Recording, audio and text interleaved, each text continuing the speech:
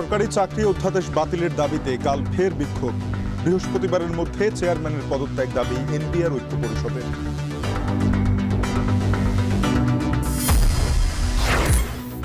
ইশরাকের শপথ পড়াতে সমর্থকদের 24 ঘন্টার আলটিমেটাম। নগর ভবনে বিক্ষোভ, মেয়র ঘোষণার গেজেটের কার্যক্রম স্থগিতে লিভ টু আপিল শুনানি কাল। নির্বাচন না হওয়া পর্যন্ত কমবে না সংকট, বলছে বিএনপি। সংস্কার কার্যক্রমে বাধা এলে কঠোর হাতে দমনের হুঁশিয়ারি এনসিপির।